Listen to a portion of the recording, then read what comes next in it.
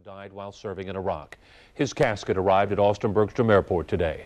Police, firefighters, and the Patriot Guard escorted him back to Cedar Park. The Patriot Guard is a volunteer organization. Riders say they do this to let the families know how much their loved one's sacrifice means. It's an honor to be here and attempt to comfort the family in any way we can. We do anything for them.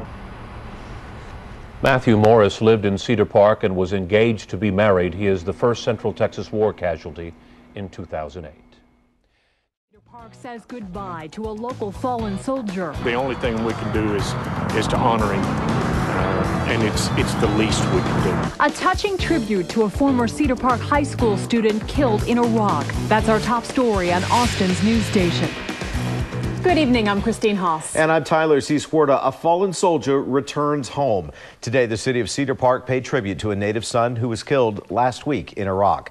KVU's Rudy Koski is live at Cedar Park High School, where Matthew Morris once attended. Rudy? Hi, Tyler. When Matthew Morris left Cedar Park High School back in 2002, he began a journey that would literally take him half a world away. Tonight, he is now back home, his sacrifice remembered. Cedar Park firefighters built an arch over 1431 using 2 ladder trucks. It created a symbolic gateway for the motorcade that brought Army Specialist Matthew Morris home. It's life. It's very moving, but it's reality. That's unfortunate. But Leslie West took a break from her job to watch. He served his country for whatever reason, good, bad, or indifferent. He did what he thought was right, and he died for it. And I'm here standing because of him, so I wanted to show him and his family that I respect that. A key part of the caravan is a group called the Patriot Guard Riders. Some take part to provide protection for the fallen soldier's family. Others take part to provide something that they never got. Most of them are veterans themselves, Vietnam, and we all know how that ended and how poorly they were treated when they came back and they said never again. So we make it our mission to never again. Diana Nelson's husband was among the 70 riders who escorted Morris from the airport. It's the least that we can do to come out and honor them when they come back as a KIA. Some of the riders, like Larry Conley, have made this journey more than 60 times since the war began.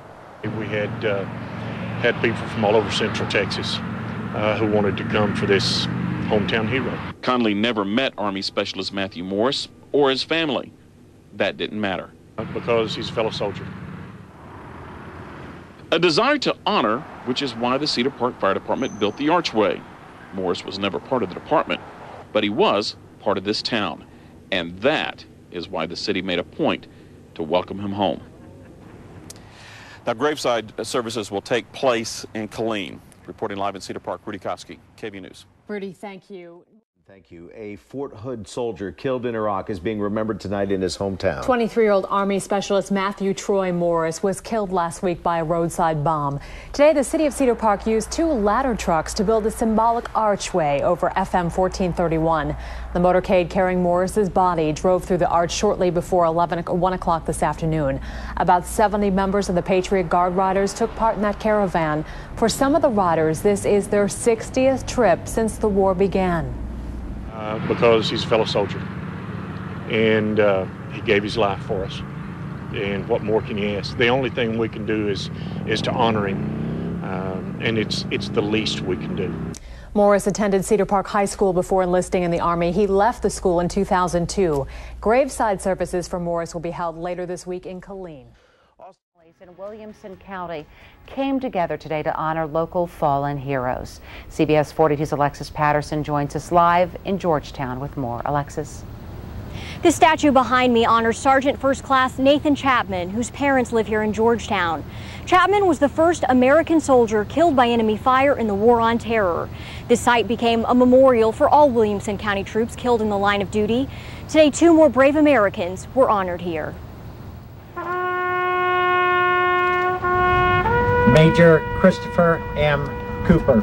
Loved ones placed 2 new wreaths at the Nathan Chapman Memorial in honor of Matthew Morris and Christopher Cooper. Humbled, touched, honored.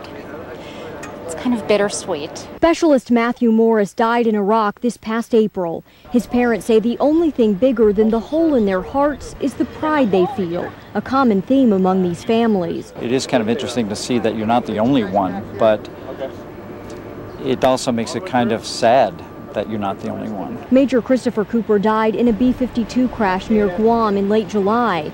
His father draws support from the sad bond felt here. That's part of the strength. A lot of strength from family and friends and the good Lord. Mike Cooper said today he hopes he can find the strength to help others in the same situation, like Will and Lynn Chapman do through charity work. It means so much to us, and to know that he's not forgotten.